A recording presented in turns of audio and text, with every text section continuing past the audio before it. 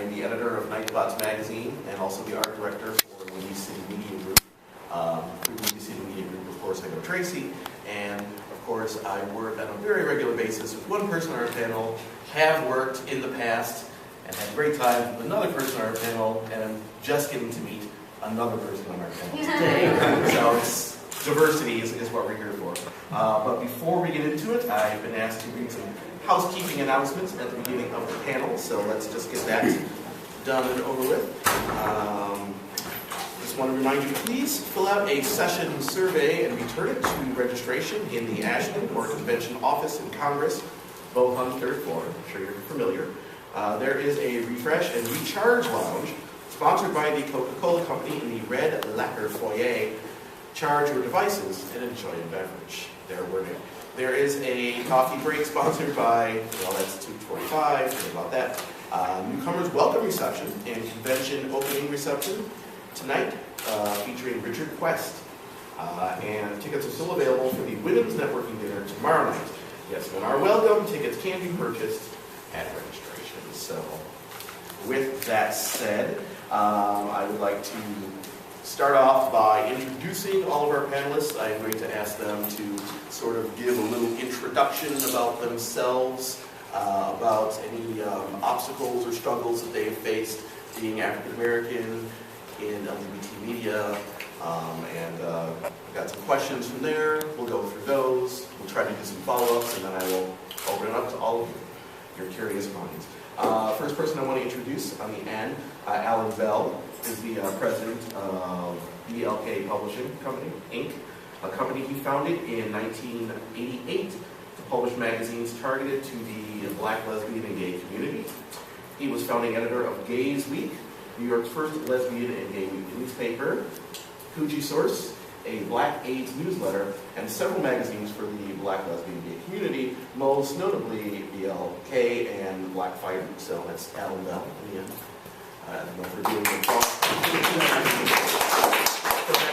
He deserves applause. In the middle, we have Andrew Davis, the one I've had the pleasure of working with on a constant basis for years and years and years. He is currently the managing editor of Windy City Times, which is Chicago's oldest LGBTQ newspaper, and has been so since 2007. He originated from Chesapeake, Virginia, and has studied everything from biology and law to something I think I should have copied and pasted, but I think it's biology to law. Oh, okay. And too confusion there, but he's a very studied and learned man, Andrew Davis. And sitting here right here to my right, my instinct is to introduce him as Lenox the intern, because he did intern with us at Windy City Media Group many years ago, and that's just kind of the moniker he picked up. Of course, since then, he is now a contributing editor to Red Eye. I'm a special contributor to Red Eye. I write for a column for them, and I am the editor-in-chief for 360 magazine. And is very good at introducing himself. Lenox I'm grown up. Yes. Very good.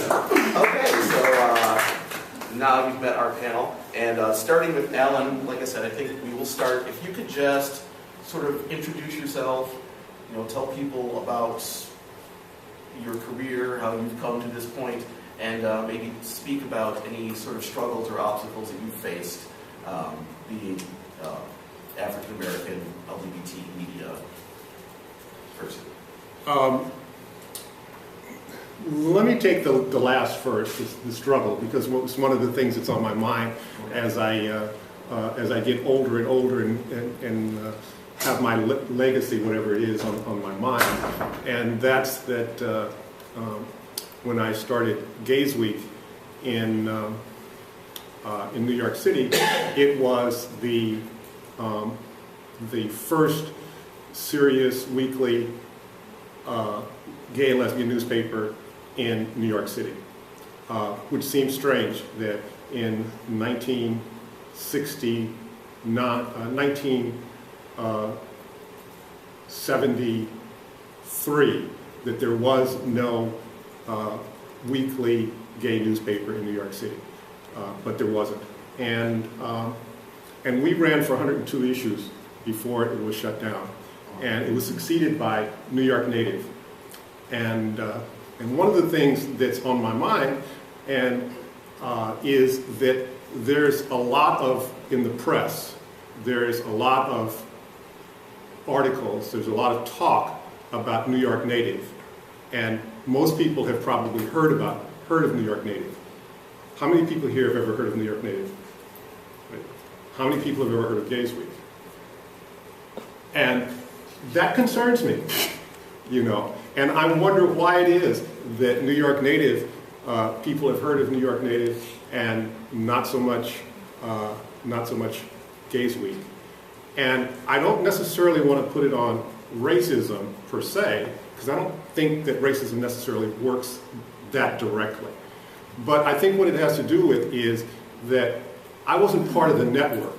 I wasn't part of the people who were quote unquote in power. I wasn't part of the people who talked to each other, who led to the books being written and the articles being written. I was never part of that. And I think that's had some consequences for how Gaysweek has been seen since. And how does that go? How does that go from racism to the power structure to that? I mean, that's pretty complex, but that is on my mind. And I think that if we're talking about diversity, we're talking about racism, that at least a tiny part of that, I think that I would attribute to me being a black man. So going back to the original, I started both Gaysweek and BLK through the back door, and I'm not sure if that's good or bad, because I think generally publications are started by people who have a burning desire of something that they want to bring to the world, right?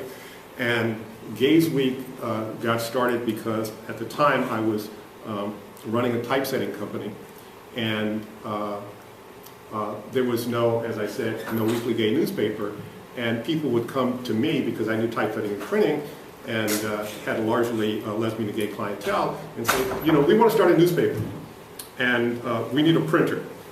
And I'm thinking, you know, you need a whole lot more than a printer to start a gay newspaper, you know. But, you know, I'm in typesetting and printing, so, you know, okay, well, we'll talk about typesetting and printing.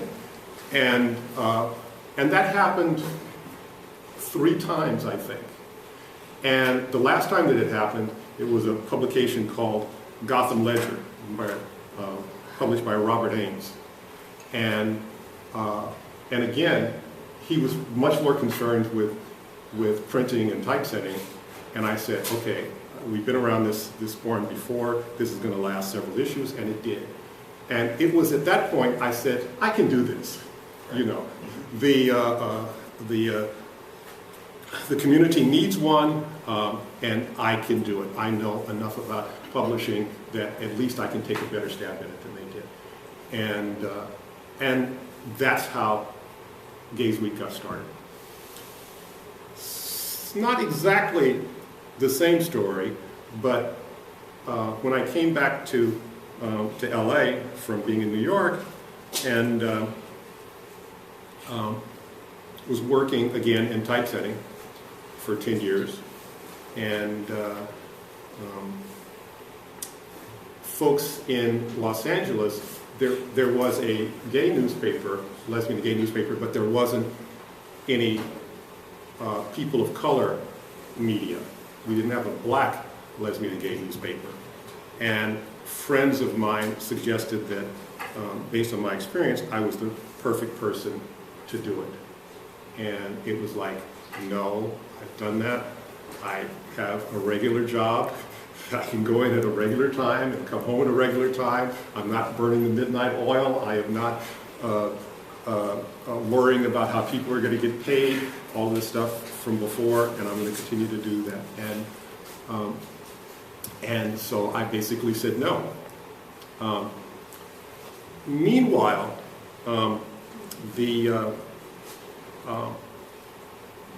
AIDS epidemic was taking hold in the black community, and the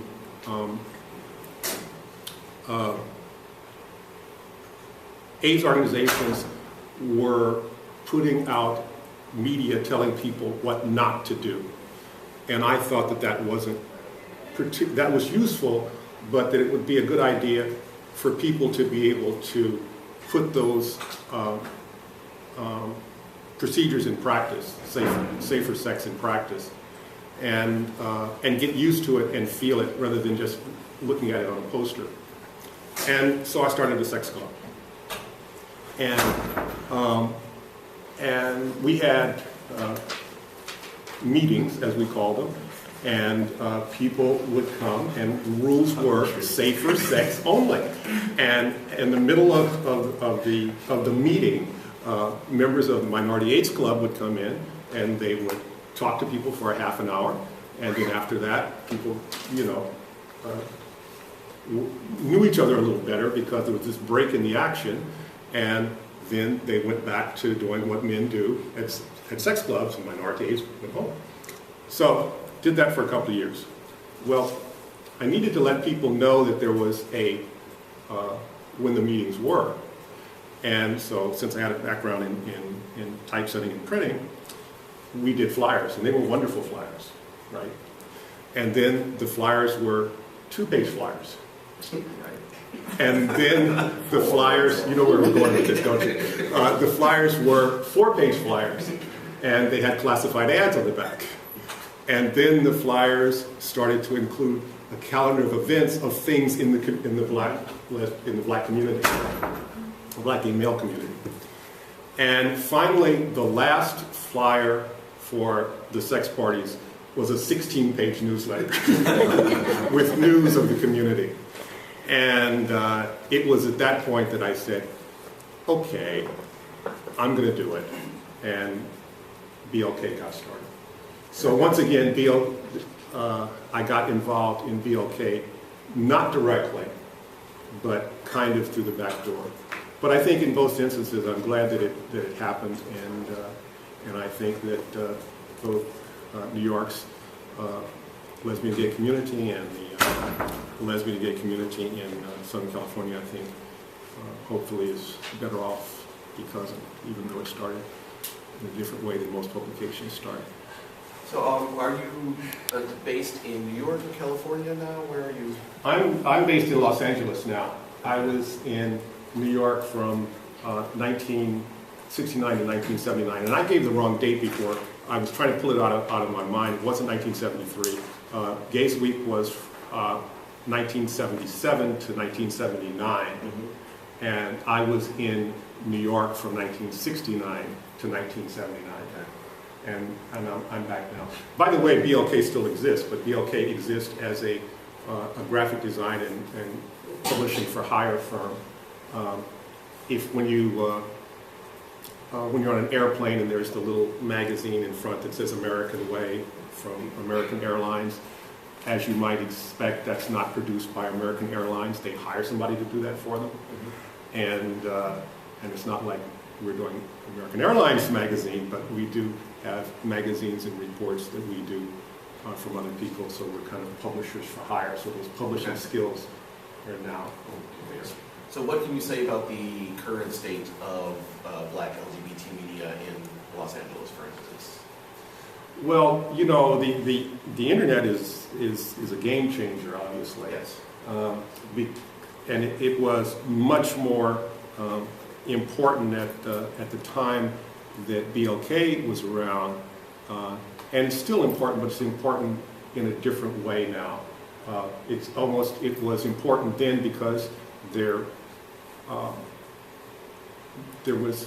wasn't a lot of news that was available. Now it's important because there's so much. You need a roadmap. You need for somebody to help to cut through what's important and what's not, and what you can trust and what you can't really trust. Curator in a way. Yeah, and so I think it's still necessary for that reason. There isn't any gay and lesbian black publication in Los Angeles now that's serving the function that BLK did. And at least in print, I don't think there is one nationally either. Right. Yeah.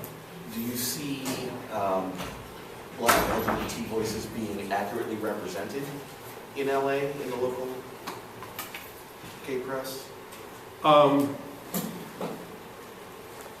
I guess I want to say I'm thinking about the print press, Yes. and I want to say no, because I don't think the same diversity of Black opinion you find in the mainstream gay and lesbian press. I mean, one of the things that was real important to me about running BLK was that it present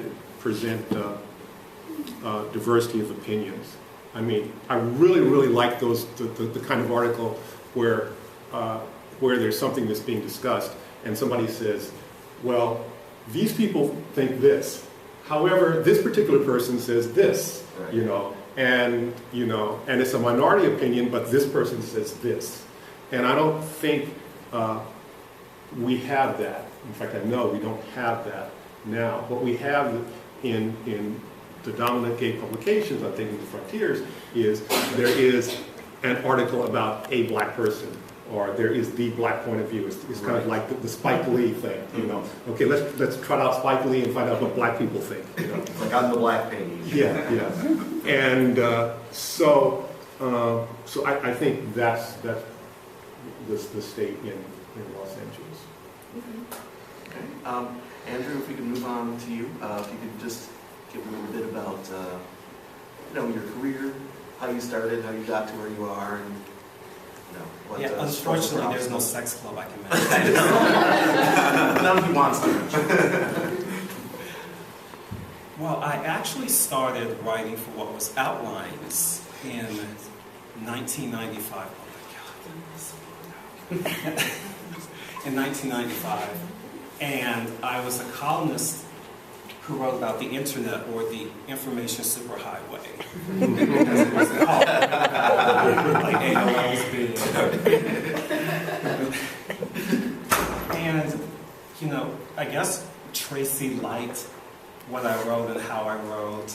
And actually, she mentioned to me once, I do like the way you write, and the fact that you turn in everything on time. So, so I started writing about health and fitness and business and all these other areas. And in 2004, Tracy asked me if I wanted to be a full-time reporter for Windy City Times, and I knew it was going to challenge my very essence. Because I had a 9-to-5 job, or 7:30 to 3:30 job, and I knew this job was going to be 24/7, non-stop, so I really had to think about it, and I said, okay, I'll try it. And of course I started during the height of the political season. Hell, into the frying pan. Yeah, exactly. Really, to fire. However that works. And I figured, okay, if I can survive this, I think I'm going to do okay in this job. So, yeah, I started off doing okay. It was very interesting, though, because I have to admit I was a bit naive going in, thinking, oh, yeah, we're all the LGBTQIA community. Yay for 2 T's. And I said, oh, we're all in this fight together, kumbaya, blah, blah, blah, blah. It's going to be, wonderful and great. It took me 2 weeks to realize there was just, unfortunately, a lot of dissension. Yes. And people were being excluded here, people were being hated there, and I just didn't get it. I really didn't get it. And unfortunately, there's still some aspects today. I think unfortunately it's going to be around for a while. But I have to admit, regarding the newspaper aspect of it, I love informing people about what's going on. I think that is so important. And not to poo-poo all the blogs. Bloggers, don't come after me. but there are some blogs out there with incorrect information. So can't believe everything you read on the internet. So yeah, what I like is getting out accurate information to people, and that includes accurate information about, of course, the Black LGBT community. It's sometimes a challenge because I don't hear from people as much as I would like to. I always tell people, pitch me ideas. People I know, I tell them on Facebook, if you have an idea, send it to me, because Lord knows I cannot personally cover everything that's happening by myself. I don't know everything that's happening. And yeah, I just wish that African American LGBTs responded to me more. Although I have to say our coverage is pretty extensive. I'm pretty impressed by what we do.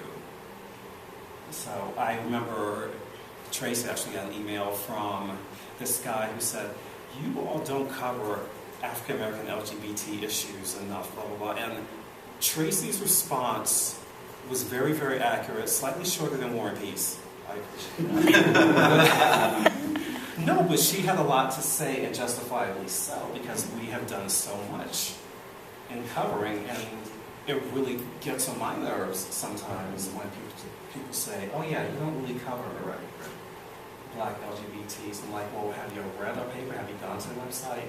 And they're like, "Well, no."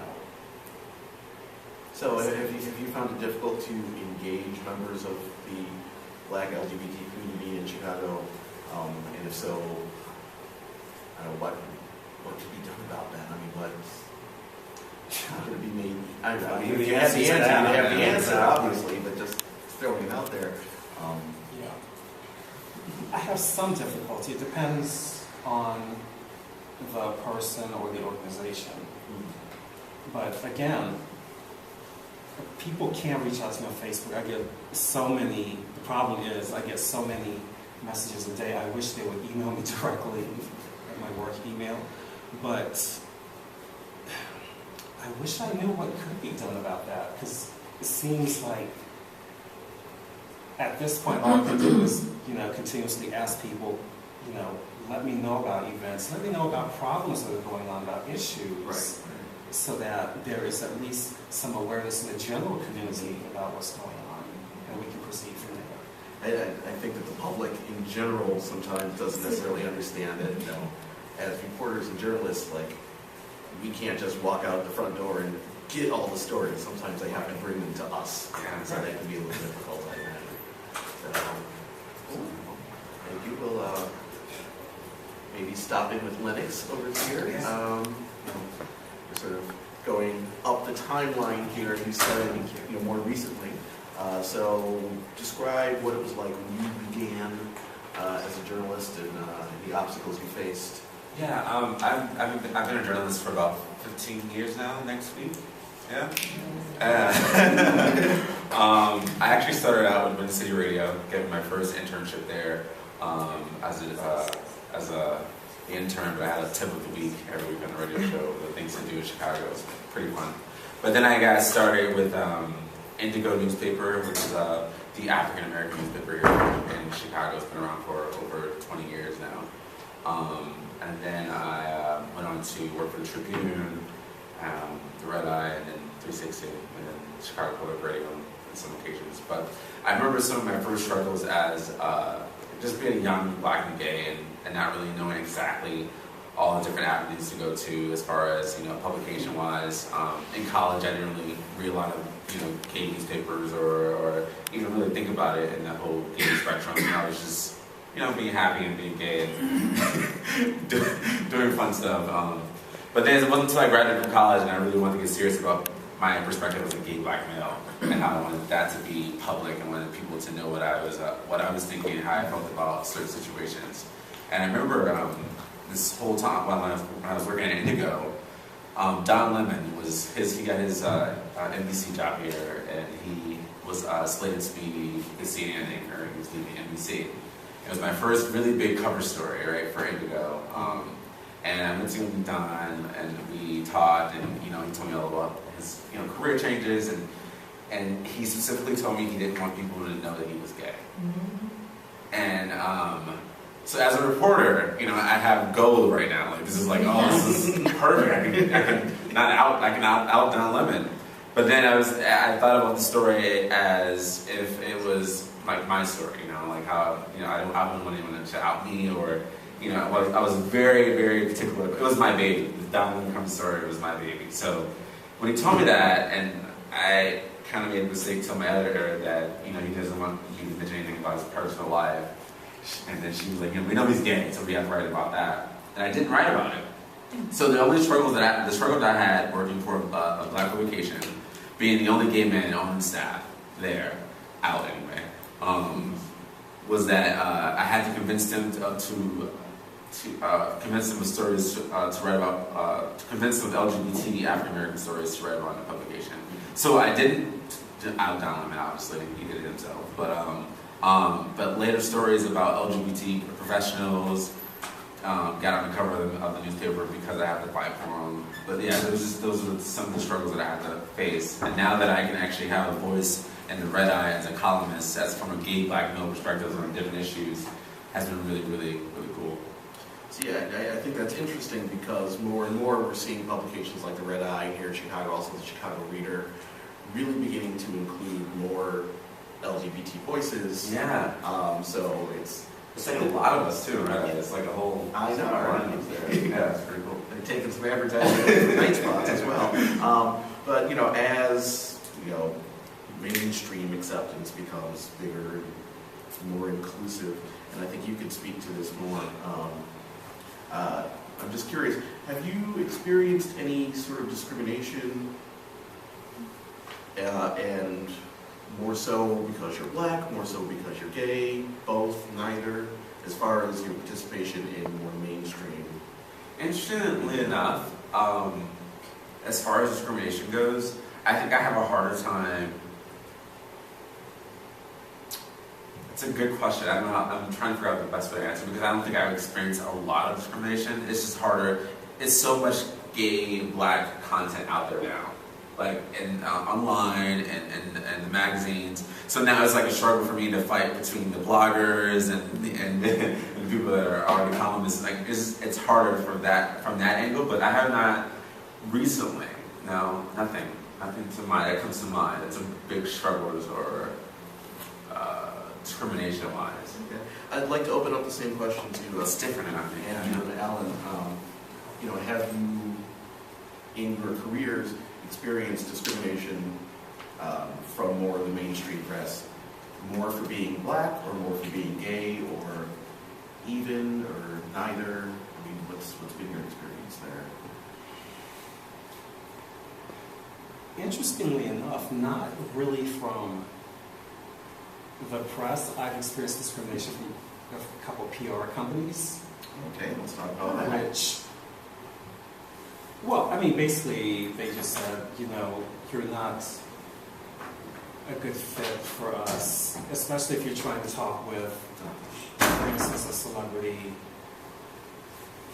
They'll say, yeah, your paper's really not a good fit for us. Very It's coded not a good language fit. there. Well, I challenge them. You know me, I don't let that lie. So I'm like, what do you mean? You know, I don't hear back from them usually. So, but That's like, fair. you know. But yeah, not really from the press. Yeah. Maybe it's a different type of discrimination that I think happens in the media with being black media. I'm just trying to figure it out, but you can go down the panel and do like, sorry, I'm thinking out loud. Yeah, I think my experience matches yours, particularly sitting in publisher's chair, that it's more subtle, and it has to do with reasons why folks aren't going to advertise, or reasons why, you know, this particular person they're not making available for interviews, you know, for BLK, but they had time for this other publication. Right. One of the most interesting evidences of discrimination has to do back in the days of Gaysweek. We were sued by Newsweek, and they said that it was infringement of their trademark because we were called Gaysweek. There's Auto Week, there's all kind of weeks out there, you know. But somehow Gaysweek, you know, was an infringement of trademark, right?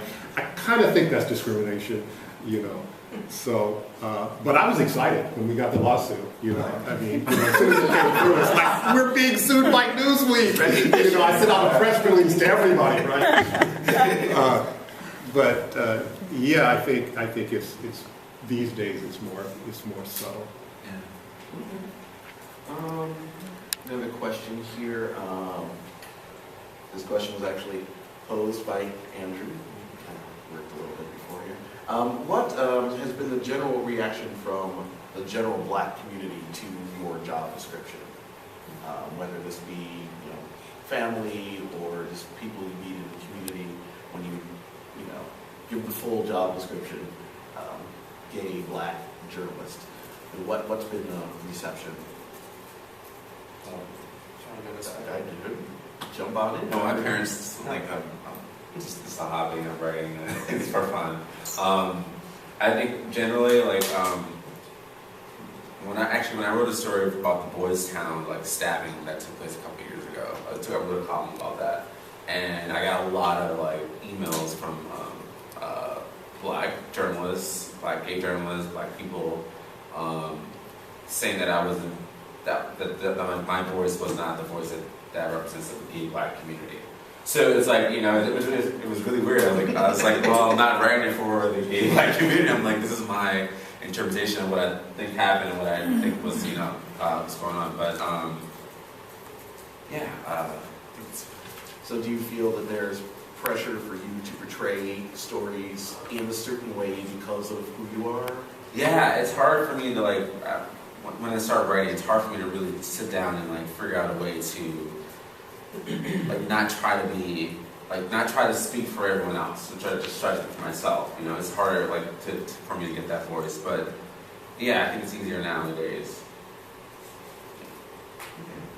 Andrew, back to the original question. Well, to my family, it's, of course, they know, but they're like, it's the secret of, you know, that we do not speak. And my family's really religious, so, you know, it's something they just don't want to discuss, and it's made for some strained relationships, to be honest, but, you know, I feel, look, I gotta be me. Right. So, regarding friends, I've gotten a variety of reactions. I've lost a couple of friends.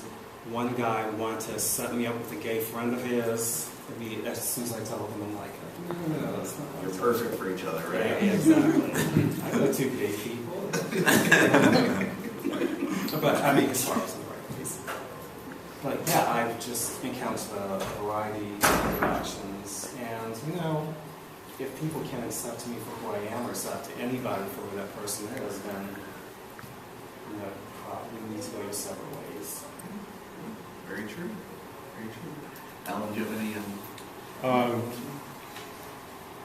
My parents are both passed on, but back in the days of BLK, my dad really didn't like me being gay. He was the typical person that you think of when you think about a father who clenches his teeth and just doesn't want to deal with it and just doesn't want to talk about it. He was never mean to me or anything, but it was just like, we don't want to go there. Mom, on the other side, was completely different. Remember a TV show called Maude? Oh, yes. That was my mother, except she was black.